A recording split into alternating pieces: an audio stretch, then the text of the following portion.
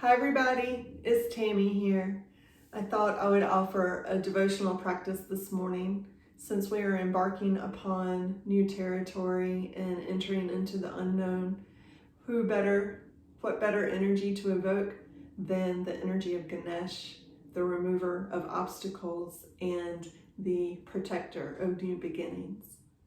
Ganesh is known as an elephant god, or known to have the head of an elephant. He is the son of Shiva and of Parvati.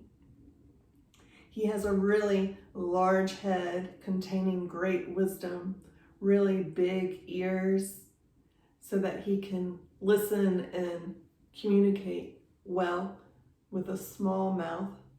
So he speaks very little, but he speaks boldly through his body, his large girth that removes obstacles out of the way, his large belly that is the symbol of generosity and the ability to digest great things and to digest not only food, but also new experiences. And then he has his trunk, his very large trunk that he uses for discernment. You can slice through falsities and see clearly and move forward without any obstacles in his way. You will often see him standing with one foot on the earth and one foot in the air, representing balance between the human earthly life and the spiritual reality as well, always finding balance between the two. So when we come into a bhakti practice of mudra and mantra, which we will be doing today, one thing that I want to impart is that we're not calling outside of ourselves for help. We are invoking, we are summoning from the vast resources that we carry within our being. We are summoning and invoking the energy from within so that the obstacles are removed without, okay? So a great example of this is Asa and I were traveling in Bali, and we went to an elephant sanctuary. And from far away, I saw that there was a baby calf.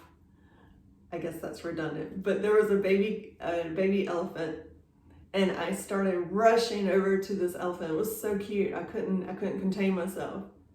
But the mother, who was eating a few feet away, felt my energy arriving, and she came right over and she took her big trunk and she threw it over the guardrails, and she blocked my way to getting to her calf. And I just stopped in my tracks. I froze, and I put my hand on my heart, and I was just in complete humility and just so apologetic for my, human arrogance to think that I had a right to go and be with this baby. And so she just glared at me with her trunk hanging over the guardrails. And I just said to her quietly, silently, I said, I am so sorry. Please forgive me for crossing any boundaries. I understand that you're protecting your calf. I mean no harm. I come with love, and I come with gratitude, and I come with awe and wonder and joy at your beautiful baby. May I please introduce myself and meet your baby. So that is an example of how all of these qualities of Ganesh, from the setting of the boundaries with the trunk to teaching me to use discernment and how to move forward in this new meeting and new relationship that I was going to develop with her and her calf, calling on my wisdom, say, hey, I can squash you. Stay away from, be respectful and respect boundaries of others. So many lessons came through that one experience, but that is the energy of Ganesh.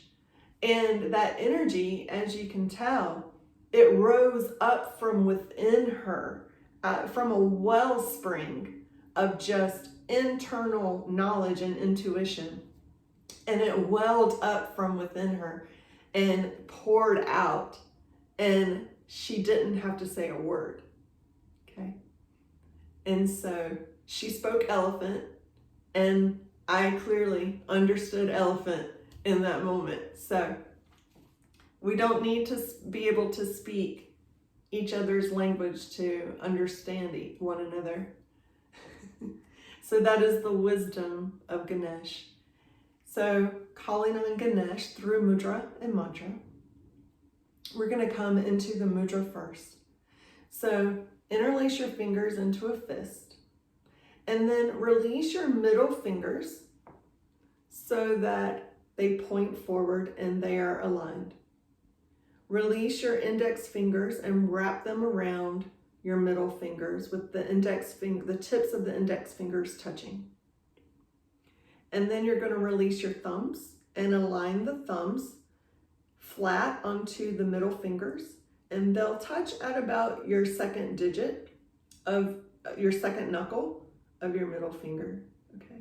And then bring your wrists in towards your solar plexus. The elbows will go slightly out to the sides. You can tuck your chin slightly back and in. And then just let your shoulders drop away from the ears as you begin to breathe and in the way that the mudra prompts you to breathe.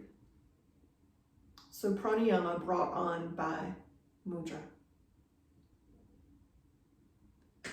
And I want to say another reason for doing this is not only through devotion and for invoking internal resources for yourself, but I love mudra and mantra as an entryway into meditation. So please, at the end of this practice, please feel free to sit in meditation with the energy that is arising. I have a very busy brain, and I cannot just stop, sit, and meditate. I actually need portals, gateways into meditation. So mudra and mantra is just one of the best ways to do that for myself. Now notice that your breaths may be becoming fuller, filling up the belly, getting that big breath into that, creating a Ganesh belly, capable of digesting life's experiences, especially new beginnings, new experiences. Massaging the belly, just like a little baby, how full their bellies are when they breathe, when they're resting. And just allow that breath to come in, strengthening you and empowering you from your solar plexus, stoking that internal fire, internal motivation to get things done, where nothing will be in your way, nothing can stop you from accomplishing your goals.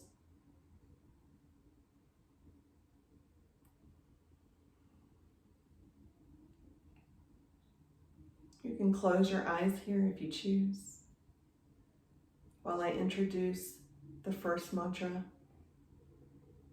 the mantra honoring the glory of the energy of Ganesh, honoring his great trunk, his big round belly that is as bright and shining as many suns.